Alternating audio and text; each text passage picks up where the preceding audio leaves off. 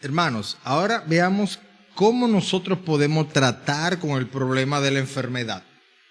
Las enfermedades son fuente de alta tensión en la vida del aconsejado y en la vida de la familia de ese aconsejado. Le cambia el juego por completo. Cuando la enfermedad es severa, todavía el funcionamiento de la familia se disloca aún más. ¿Por qué? Porque es que sale un jugador de ese equipo que ya estaba caminando. Imagínense, me gustan mucho las ilustraciones. Y dentro de los deportes me gusta mucho el fútbol. El fútbol se juega un portero y 10 jugadores de campo, es 11 jugadores. Pero cuando expulsan a un jugador, a diferencia de en otros deportes, ese jugador sale y no se sustituye. Ejemplo, en básquetbol, cuando expulsan a un jugador, ese jugador sale y entra uno. Y siempre son 5 contra 5. En el fútbol, a medida que van sacando jugadores, no vuelven a sustituirlos. Entonces, el equipo se quedaría con 10, o con 9, o con 8, y va achicándose la cantidad de jugadores. Y se crea pues una disparidad. De repente tenemos 11 contra 11 y después terminan 10 contra 11 si expulsan a uno. Entonces, en ese juego de la vida, del quehacer natural de la familia, están los 11 jugadores haciendo la comparación y de repente sale un jugador de circulación y la familia que decía, somos los 11 jugadores, tenemos los defensas que están atrás, el medio campo que está resguardando y ayudando un poquito atrás con la defensa y alimentando a los delanteros para que ataquen, y tenemos un portero atajando todo en la portería. Hoy le sacamos o a un centrocampista, o le sacamos a un delantero, o le sacamos a un defensa, y si le sacamos al delantero no hay goles, si le sacamos al mediocampo el flujo del juego cambia, y si le sacamos al defensa, pues entonces tengo más posibilidad de que cuando el otro equipo acá ataque me anoten. Hay una descompensación. Así mismo pasa cuando la enfermedad es grave en la familia. Cuando le sacan a un jugador, digamos, sacan al padre, que quizás es el proveedor mayor, sacan a la madre, cuando quizás la madre es la persona que le da la estabilidad, dicho sea de paso, es la persona que le da la estabilidad emocional a la casa.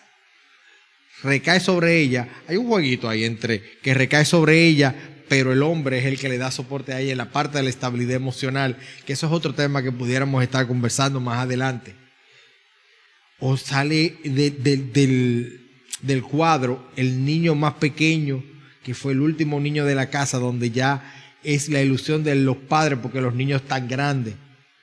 O sale la abuela, donde es la persona donde todos se refugian porque los abuelitos son todo amor. Entonces, esa descompensación que crea de que no se ha ido porque está ahí, pero está en una situación de inestabilidad emocional tan grande que tenemos que tenerlo sentado en el banco, eso hace que hay una incertidumbre, una ansiedad y una frustración especial en las personas. Y miren, le voy a traer 5 conclusiones básicas para el consejero tenerlas presentes en estos casos. 1. La enfermedad es parte de la vida y nosotros debemos hacerlo entender. 2. El cuidado de los enfermos y la compasión y la sanidad son importantes para los cristianos. Nosotros, aunque en el futuro no estaremos aquí, hoy estamos aquí. Nosotros debemos entender cuáles son nuestras realidades físicas y debemos atender las realidades físicas de nuestros hermanos y los cuidados emocionales de nuestros hermanos. 3. La enfermedad, el pecado y la fe no necesariamente están relacionados. No porque yo pequé me enfermo. No necesariamente hay una relación directa entre eso. Pueden haber casos en los que sí, pero en su mayoría no es así. Y pudiésemos dar ejemplos que pudiéramos ver en el salón. La enfermedad plantea algunas preguntas difíciles y cruciales respecto al sufrimiento. Eso es muy importante, no solamente al sufrimiento, sino a la existencia del Señor. Y por último, las enfermedades más graves a menudo plantean temas sobre el deseo o el derecho a morir. Y no tenemos derechos sobre nuestras vidas porque nuestras vidas son de Cristo Y debemos ayudar a esta persona a entender que ese deseo es un deseo inadecuado que está pasando por su cabeza ante un momento de posible desesperación. Nosotros debemos tener mucho cuidado, hermano, porque le digo, las enfermedades mentales quizás no te vayan a dar una situación física, un dolor físico, pero el dolor emocional o las consecuencias de lo que esa persona haga puede tomar una acción que trae unas consecuencias súper graves para la familia, dan unos dolores y dan una situación y unas angustias muy grandes. Y nosotros tenemos que ser muy cuidadosos. Y en toda enfermedad tenemos 3 periodos en la enfermedad. Hay 3 grandes periodos que lo vamos a ver. El momento de la transición, que es la persona de que está enferma, de que está sana, perdón, a que está enferma. Ese proceso de transición que puede ser o excesivamente rápido o excesivamente lento. Y no hay ni uno mejor ni otro peor. Los dos son complejos y tienen sus situaciones. Y debemos afrontar los síntomas y ayudarle a afrontar los síntomas, y debemos ser compañeros de él. Y si de repente tenemos que llevarlo al médico y acompañarlo al médico y hacernos cercanos al médico, y que el médico nos explique a nosotros para nosotros también ayudar a esta persona, tenemos que hacerlo. Porque las personas empiezan a hacer remedio casero y empiezan a hacer un montón de cosas porque están negados ante una enfermedad muy grave. Y quieren hacer todo negarse ante la situación y ante la vida real. Y quieren decir que todo es o menos grave de lo que es, o es sencillamente espiritual, o no tiene consecuencias grandes, o le quitan importancia. Y no es ninguna de esas. Yo voy a poner el ejemplo del cáncer. La negación que una persona puede tener y el impacto psicológico que tiene en una persona el hecho de una enfermedad de esa magnitud. ¿Cómo lo afrontan? ¿Por qué a mí? No, yo no voy al médico. Yo siempre he sido una persona saludable. ¿Por qué si yo soy deportista? ¿Por qué si yo cuido mi alimentación? Y nosotros debemos acompañar a esa persona. Los cambios que esa persona va a tener con su familia, la relación que él va a tener, ese aconsejado nuestro, con la iglesia, con su trabajo, el impacto económico que va a tener. Y aquí lo vamos a ver mucho más en el periodo 2, que es el periodo del tratamiento. Y voy a tomar la misma enfermedad. Imagínense, un cáncer, ¿cuánto cuesta llevar el tratamiento de un cáncer? ¿Cuál es el impacto psicológico para las personas? Saber que el mayor proveedor de la casa hoy es un jugador que está fuera porque no trae ingresos, sino lo único que hace es egresar el dinero de la casa. ¿Cuál va a ser el estado emocional de ese hombre proveedor, cuidador, y hoy que se ve incapaz de llevar el alimento a su casa, sino que es un ente de gasto, y ve que están empezando a deshacerse de bienes importantes que venden en el carro, que se deshacen del comedor, que ya no pueden comer lo mismo que comían antes porque el dinero está súper restringido, que quizás tienen que cambiar los niños de colegio? ¿Cuál va a ser el impacto de los niños? O sea, nosotros debemos entender que no es solamente la enfermedad como tal, ni la persona como tal, sino es el impacto que esto puede traer a todos los jugadores del equipo y cómo cada uno de ellos va a ir reaccionando a la misma, y acompañar a cada uno de ellos en este proceso tan delicado. Que puedan aprender que deben depender absolutamente de Dios. Eso es importante. Miren, hermanos, y el tercer periodo es el periodo de convalecencia, cuando ya empieza ese periodo de recuperación, que puede ser tan lento como el periodo anterior. Y aquí le digo que debemos acompañarlo no solamente por la recaída, no solamente por ese proceso de sanación que puede estar a medias, sino porque puede haber algún efecto psicológico en ese cambio de jugada, en ese cambio de estrategia de la familia. Cuando de repente a mí me sacan a un defensor, ¿verdad que sí? pues yo bajo un mediocampo que empieza a cubrirme la defensa. Y de repente ese mediocampista que nunca ha jugado de defensa dice, wow, pero yo soy tan bueno defendiendo que lo que yo quiero es que el DT, el director técnico, me mantenga jugando de defensa en el próximo juego.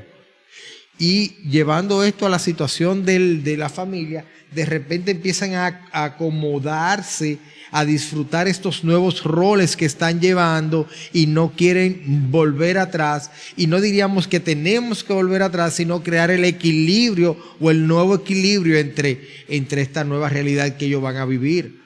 O de repente, esta persona que ha sido expulsada, el jugador que fue expulsado, se acostumbró a estar en el banquillo, a no ser el jugador principal, a que otros sean los que tengan la responsabilidad, y debemos ayudar a esta persona a reinsertarse en la familia bajo las responsabilidades que le corresponden. De verdad que no podemos decir que la fórmula a que 2 más 2 nos va a dar 4. Aquí posiblemente 2 más 2 nos dé 22, 2 más 2 nos dé 44, porque las situaciones que podemos encontrar aquí son X. Son tan diferentes unas de la otra, y por eso es que nosotros, como consejeros, hermanos, yo no me voy a cansar de decir eso, tenemos que estar sumergidos en la palabra de Dios. O sea, yo te lo dije en la introducción, es imposible que nosotros podamos hacer esto sin la guianza del Espíritu Santo, porque es que cada caso va a ser diferente. Cada caso, imagínense una situación donde el hijo sea que se enferme. Yo creo que le puse el ejemplo ahorita, pero lo vuelvo a traer a colación. Tienen 3 hijos, ¿verdad que sí? El dinero está sumamente justo, pero hay uno de los hijos que en una familia nuclear, ¿verdad que sí? Hay uno de los hijos que se enferma.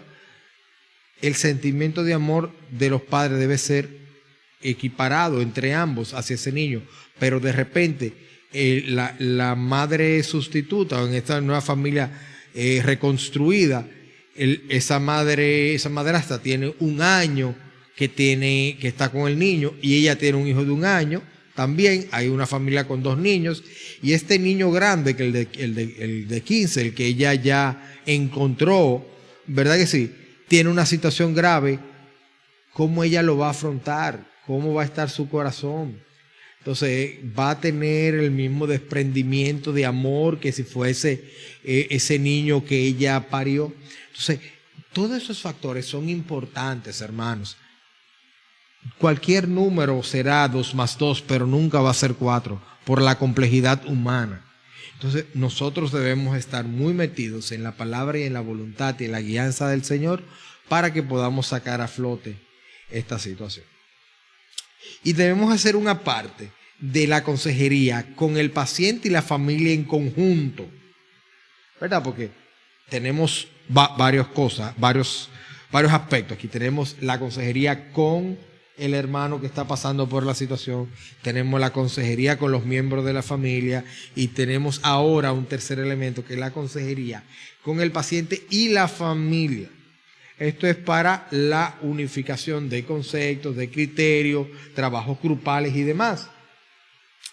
Y debemos primero, lógicamente, orar y estar y estimular a la persona, y debemos en ese grupo fomentar a que las personas hablen de sus situaciones, de sus miedos, de sus incertidumbres, de sus temores, que puedan expresar lo que sienten con respeto, con amor, guardando los sentimientos, ¿verdad que sí? Que puedan tener los demás miembros de la familia con el cuidado, y nosotros a través de la palabra de Dios guiar a estas personas por el camino correspondiente. Como grupo, recuérdense que aquí lo estamos viendo como el grupo de todos, dígase el grupo de todos los miembros familiares y la persona que está pasando por la situación, el que necesita esa reinserción familiar, porque ya está, ¿verdad?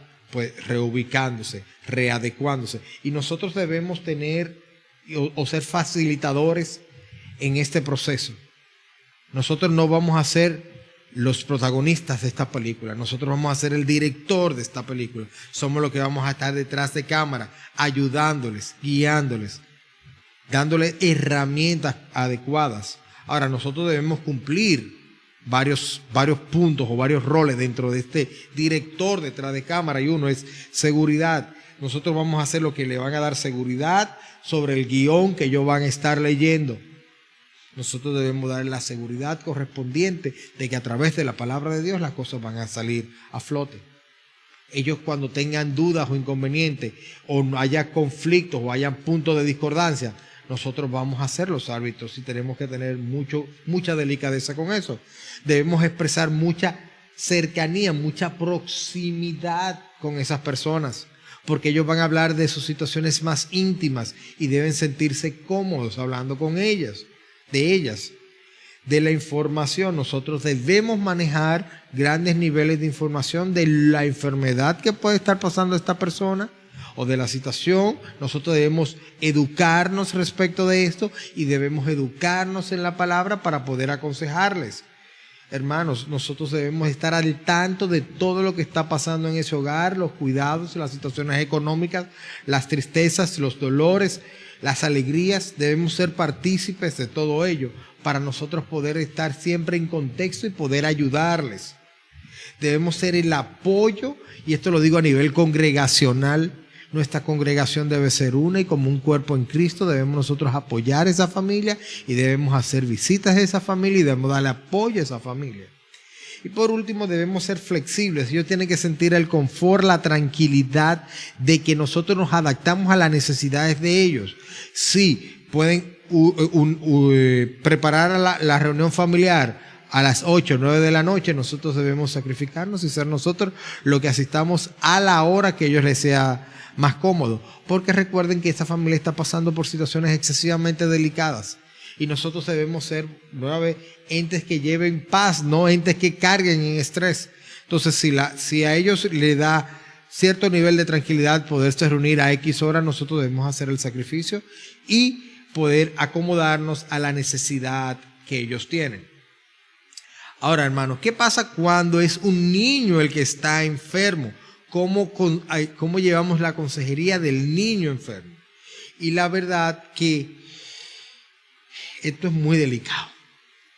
Y a mí me toca mucho porque con Jadecita, que es mi niña que tiene síndrome de Down, ha pasado por situaciones de salud también, vamos a decir, un tanto complejas.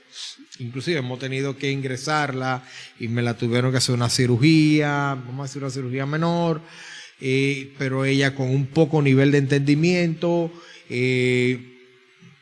con una inteligencia diferenciada para un niño de su edad, entonces hace que las cosas sean más complejas. Y es que nosotros creemos que los niños deben de entender las situaciones que están pasando a como nosotros la entendemos, y un niño no tiene la capacidad de hacer eso.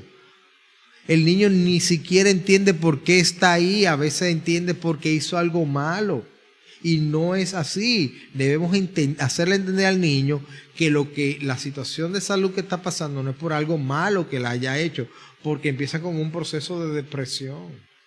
Inclusive va a empezar un proceso social de cuando el niño, si la situación es muy grave, tiene que empezar a faltar al colegio, puede enfrentar algún tipo de bullying, puede tener alguna situación de aislamiento, de rencor, de tristeza, de soledad, de ira, y nosotros debemos entender y adaptarnos a la necesidad que el niño tenga para poder llevarle paz.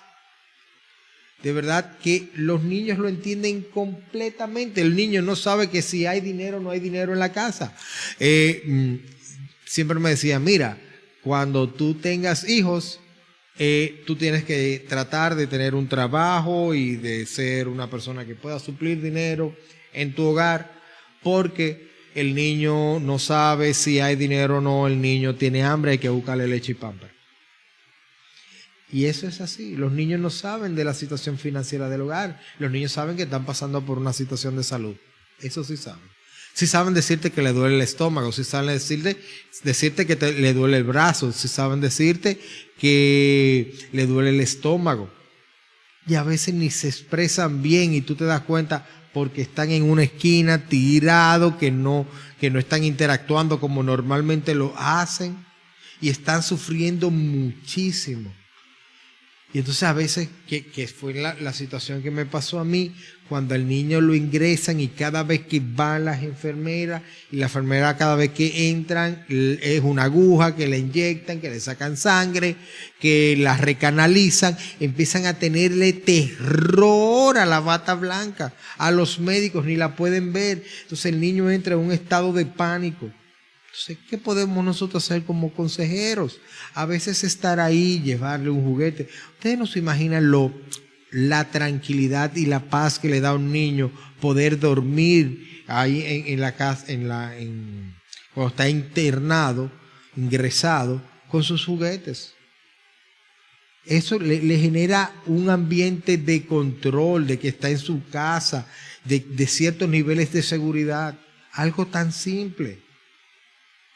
Y la verdad es que los niños no pueden expresar todo lo que sienten, por eso debemos estar muy atentos a las expresiones no verbales del niño.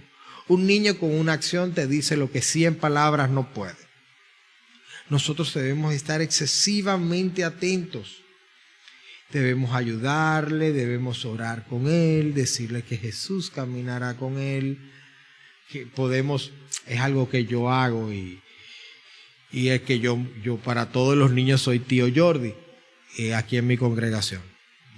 Todos los niños son tío Jordi, mi esposa y yo trabajamos en un campo blanco, en un pobladito muy pequeño de aquí, de donde vivimos, y para todos los niños son tío Jordi, y eso le crea un vínculo de cercanía, y eso le crea un vínculo de confianza, y cuando tienen un problema tratan de expresarlo. Tío, mira, me pasó esto en el colegio. Tío, me pasó esto en la casa. Tío, está pasando esta situación. Tío, necesito que oremos. Y nos ponemos aquí en cualquier rinconcito de mi congregación a orar. Entonces, eso es importante. Y ya en el campito blanco que mi esposa y yo estamos guiando. Entonces, nosotros somos los que le vamos a dar adicional a lo que sus padres hacen, de darle ese apoyo y ese ánimo. Consejos muy prácticos, hermano, muy prácticos. Darle amor, ayudarle a gestionar sus emociones porque ellos no saben cómo expresarlas. Otorgarles tiempos de calidad. Si para el niño el tiempo de calidad es que usted se tire en el piso y juegue algo, dedíquele ese tiempo. O si quiere que vean un episodio de Pocoyo, quizá él quiere mostrarte algo que vio en un capítulo y eso lo llena de alegría y quiere demostrarte algo, o de repente quiere en su situación de salud pero quiere danzar, velo, darle reforzamiento positivo. El niño necesita reforzamiento positivo en que las cosas van a cambiar. Los niños no tienen altos niveles de razonamiento porque todavía no han llegado ahí. Los niños necesitan un apoyo emocional fuerte y ayudarles, si están en la edad, ayudarles a pensar y reflexionar a través de la palabra de Dios. Es que si nosotros ayudamos en esto, vamos a descargar un poco la situación de los padres, porque hay otro factor importante que es cómo los padres están emocionalmente ante las situaciones de salud de sus hijos. Hermanos, hay veces que los padres se preguntan: óyeme, fue que yo no hice lo que tenía que hacer en el momento que lo que tenía que hacer. Mira, yo debí llevar el niño al médico el primer día que tuvo un síntoma y duré 5 días y por eso está ingresado. Y empiezan los temas de culpa, de frustración, a pensar que ellos son malos padres, y entonces se te crea una situación adicional. Entonces nosotros debemos trabajar con el niño y con los padres, ayudarlo a superar esa situación. Que esto es más común, hermanos, de lo que nosotros podemos pensar. Vemos padres excesivamente frustrados porque ellos se echan la culpa de la situación de salud de sus hijos. Entonces, si nosotros ayudamos con la salud emocional de los niños, esto va a descargar y ser de manera muy positiva y favorable para los padres. Y ya viendo pues la parte final, veremos cómo tratamos con la muerte o con aquella persona que padece de una enfermedad mortal. Y que para empezar, ese es el tema que nadie quiere hablar. todos nosotros los cristianos estamos muy claros de algo, y es que queremos irnos con Cristo, pero todavía no. Vamos a aguantarnos un chin. Sabemos que allá vamos a estar en gloria, alabando el nombre de nuestro Señor Jesucristo todo el día. Pero mientras tanto aquí tenemos muchas cosas pendientes. Eso siempre ha sido así.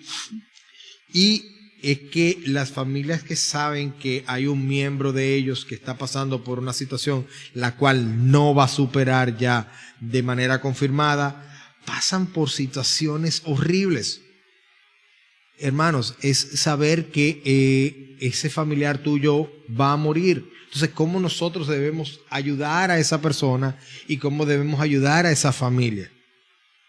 Ahora, vamos a ver cuáles son las etapas que sufre ese aconsejado nuestro que está pasando por una situación la cual ya no puede salir de la misma. Y la primera es la etapa de negación y aislamiento. Primero es no, yo no estoy pasando por esta situación, yo me aíslo, todo el mundo está mal, esto no es verdad que me va a suceder a mí. Y empieza a decir que no, y que no, y que no, y es una lucha interna. Y es normal. Lo primero que nosotros queremos es vivir, y vivir mucho, y vivir bien, y vivir tranquilos. Imagínense el impacto que le digan, pónganse en la posición de aquel que sabe que es inminente su muerte por una enfermedad. Es terrible, se aísla, no quiere hablar con nadie. La segunda etapa es la etapa de enojo, empieza a coger ira con los hermanos, empieza a coger ira con los padres, empieza a coger ira con Dios, echarle la culpa a la sociedad, echarle la culpa a absolutamente todo. Porque es que se siente acorralado, no tiene escapatoria. Imagínense la situación de desesperación de estar a las puertas de ya no estar más con los seres queridos.